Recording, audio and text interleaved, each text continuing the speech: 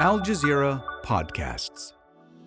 Today, Gen Z protests make way for a military coup in Madagascar. Breaking news out of Madagascar. The army has taken control of the country and lawmakers in the National Assembly have voted to impeach the president. But is this new leadership the type of change protesters had in mind? I'm Malike Bilal, and this is The Take.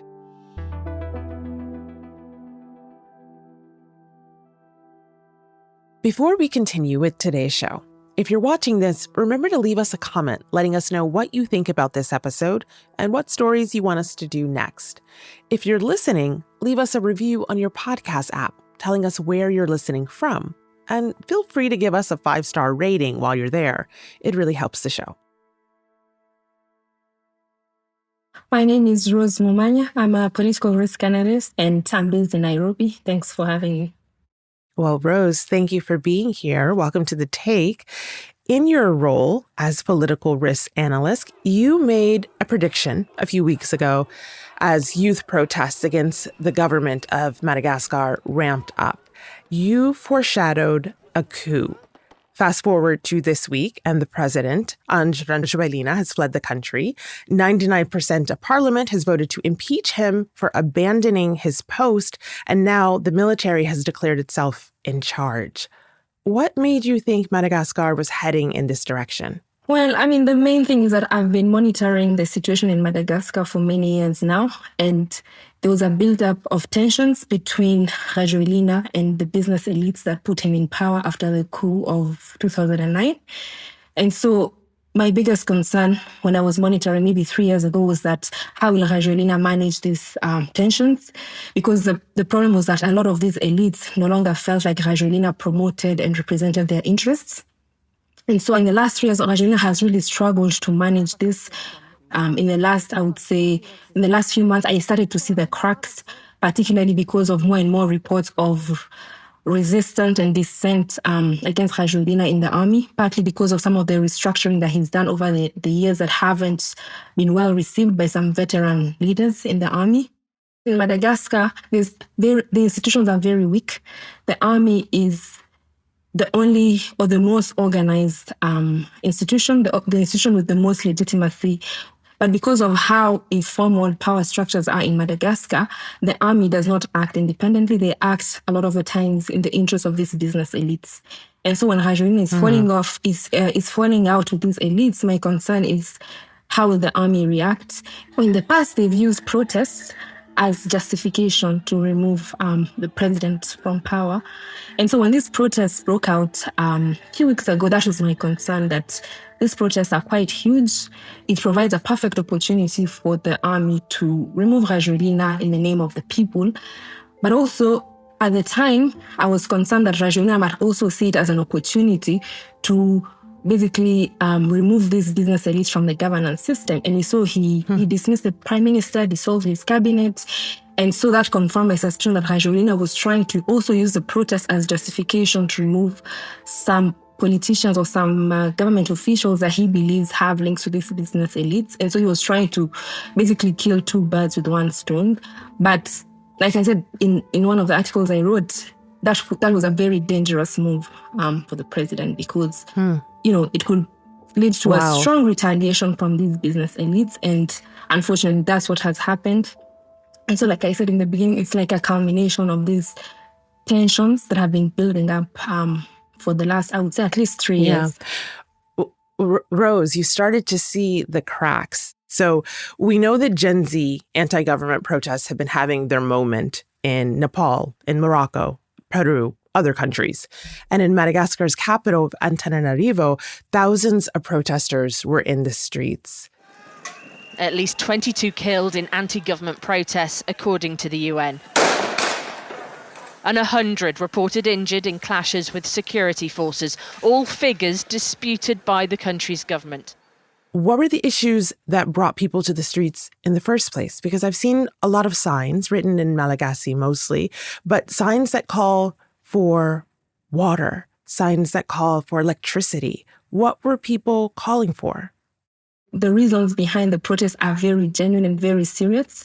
And a lot of it has to do with poor socioeconomic development, which is that the youth feels like the government has not prioritized economic development. There's not enough jobs for the young people. Infrastructure is poor and hasn't been developed sufficiently, especially outside the capital, Antananarivo. But also there's a problem with service delivery, inefficiencies in state corporations, including the power utility, the water services, which means that access to water, access to electricity and other basic necessities is very, very limited, especially when you go outside the capital. And so, those are the primary concerns of the youth. But also there's the fact that there's been more and more reports of police brutality and repression against the youth and the opposition and violence, which have made these sentiments much worse. But also there's been more and more allegations of corruption against the Rajoelina regime. They are corrupt. They are incompetent. That's why we, Gen Z, are mobilizing. Enough of the old guard who are just lining their pockets. Make way for young people. Some of his allies, some of the business elites that he collaborates with have been involved in huge corruption scandals. And so, of course, the youth are claiming that this corruption and this illicit patronage systems, networks are to blame for their conditions, for the poverty levels, and for the fact that the government hasn't prioritized socioeconomic development. And so, the concerns are very serious and very genuine. Okay, very serious concerns. Well, Rose, I know that you are based in Nairobi, Kenya, but you've been to Madagascar several times. So from your vantage point, what does it feel like? Can you feel those concerns in everyday life? The people needing electricity and not having enough of it to go about their daily lives, people needing water and not having enough of that. What does that actually feel like on the ground? What stuck out to me was the inequality in the country, especially in Antananarivo, where you see a 5-star hotel next to a slum, like they're sharing a wall. You will see people begging on the street for food.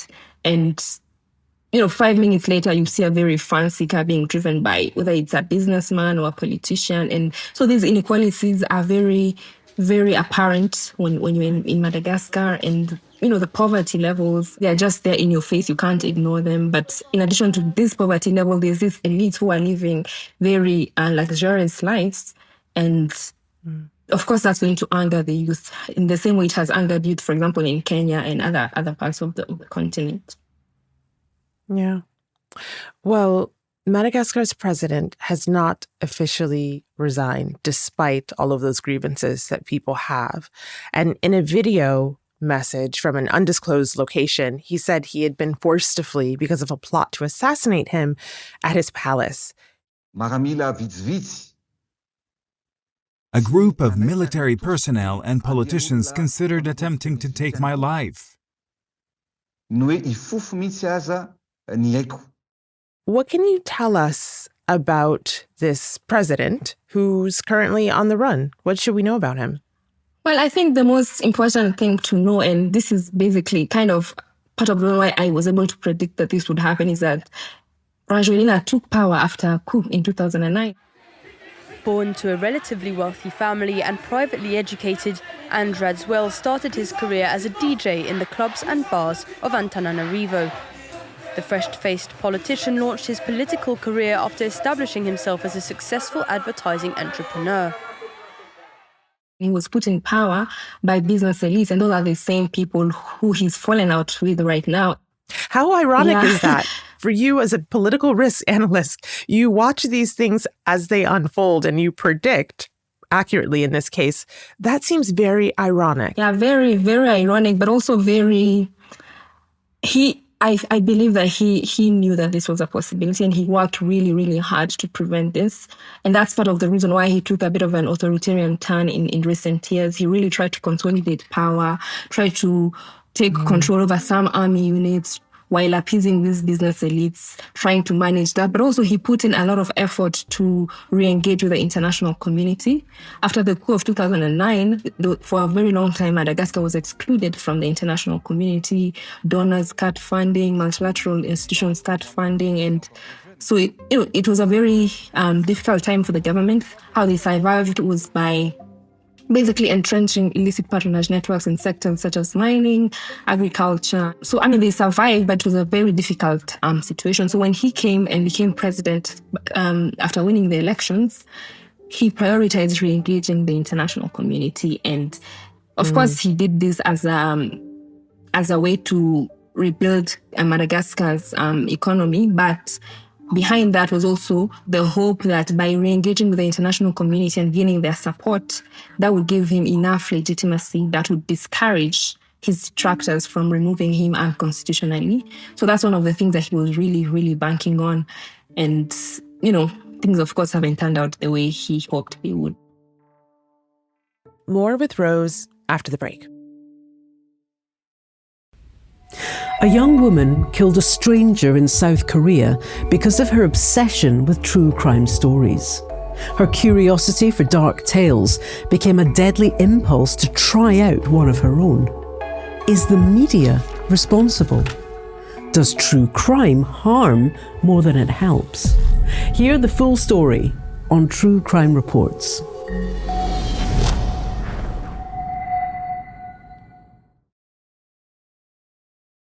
Well, Rose, along with the protesters, there's another power player at the table. People who have been watching the protests unfold have said the movement seemed to reach this turning point over the weekend when this elite army unit known as CAPSAT became involved. Can you tell us about CAPSAT and what their role in this has been? Yeah, so CAPSAT doesn't really have a frontline role in the army, but they are the most influential army unit because of their historical legitimacy. Because like I said, in Madagascar, the army is the most organized and has that legitimacy that they are basically allowed by the population to take over in case of a crisis. So it has been CAPSAT leading this in the previous coups that have happened. And so they are very influential. They have very close ties to business elites. In as much as they only do like the managerial and technical aspect of the army, they have a lot of influence and legitimacy. And so when they decide that we are siding with the protesters and Rajoelina has to resign or has to go, then that statement carries a lot of weight in the country because of what they have done in the past and how much influence they have. So talk to me about what it felt like for you to see that moment when the protesters were out in the streets and then cheers erupted because they began to see CAPSAT members join their ranks. It seemed like something had shifted, or at least something was going to shift. Well, if I'm being honest, I felt a bit sad for the protesters because I know how much bravery and resilience it takes to be able to do that kind of protest in Madagascar. But at the same time, based on what I know about the army and whose interests they are serving, I knew that the protesters, unfortunately, they're not going to get what they want. Even if the army takes over, the army will just replicate the same power structure and power dynamics that were under Rajoelina with just a different person that they trust more. And so for the protesters, that was my first thought, that is this really a win for the protesters? They've put in so much effort and a lot of them, suffered from the violence of the police and all that. And so my first thought was, what a shame that the army has once again, they might be well-intentioned, who knows, but my fear is that these business elites might use their links to the army to hijack basically the movement. And it reminds me of, places like Sudan and other places in the region. Yeah. Well, a colonel from that elite unit, Colonel Michael Randrianirina, is sworn in as Madagascar's new president. And he gave an interview to the Associated Press in which he talked about the country's next steps. We had to take responsibility yesterday because there is nothing left in the country. No president in the Senate, no government. Madagascar is a dying country. We must take responsibility as citizens and patriots.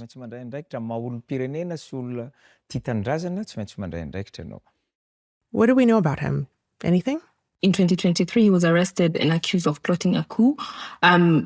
My concern was that he was suspected of supporting the opposition basically at the time.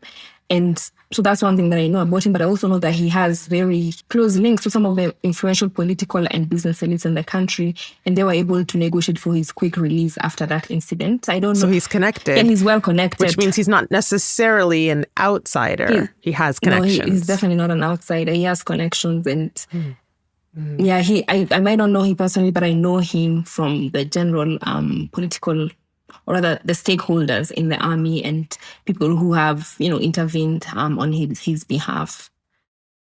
Well, okay, looking back at history, do you think that there is a sense that people can trust this government this time around, this new military government? Well, I think people are hopeful, of course. And I think it's a good thing that people are hopeful, because that's what will keep them going. And people are trying to wish for the best and trying to see the best in the army, because they do believe in the army to a certain extent. But like I said, there's a fear, there's a likelihood that the same elites that put Rajoelina in power will use their links to the military to basically install someone else who will protect and entrench these illicit patronage systems. And I think, the military leaders are aware of that this could happen, or that they are aware that people might be worried about this. And they've made some big promises. They've promised to go after some of the corrupt businessmen and business elites. And so it remains to be seen how they will follow through with that. I think if they follow through with that, that would be a good sign. But otherwise, my concern is that we're just repeating the same cycle. Okay, well, thinking of cycles and in a bid to not repeat them, I want to end here with a tiny bit of history, but using it to look forward, because Madagascar has been an independent country for 65 years. Before it was a French colony, and before that it was home to many independent people groups, and it had a long history of trade. It's also now one of the poorest countries in the world. So when you think of Madagascar's history and how this movement turned military coup fits into that, do you have a lot of hope for what comes next in your role as someone who looks at the risk and analyzes it and makes predictions? I'm very cautious right now because of what has happened in the past and because of what I know about the people who are leading some of the movements right now. And so when it comes to history, I think perhaps one of the biggest things that I think of is how much violent repression Madagascar faced under the French colonists, and how that has meant that today there's a lot of communities that because of that are still discouraged or rather reluctant to participate in politics, especially outside the capital, which gives politicians a lot of power. And, I also think of some of the complex ethnic context of Madagascar, which means that there's, the Merina, who make about 20% of the population and have primarily power around the capital. The fact that they are not a majority, they have to rely on agreements, usually based on convenience with leaders from the other communities, the other coastal communities, and how this has created a system where political alliances in Madagascar shift quite rapidly. And the people who were supporting Rajoelina 2 weeks ago, a lot of them have voted for his impeachment. And it's a very unstable political system with very weak institutions. And for me, that's a big vulnerability. And in as much as I want to have hope, I'm concerned that because of these weak institutions, these informal players who might not have any official positions but have so much power based on their links or based on their ability to bring together different interests, and how those actors might hijack whatever movement people are trying to do to change things. And so, I want to be hopeful, but based on what I know, I'm more concerned than hopeful. Well, Rose, thank you for sharing what you know. We really appreciate your analysis here. Thank you for being on The Take. Thank you for having me.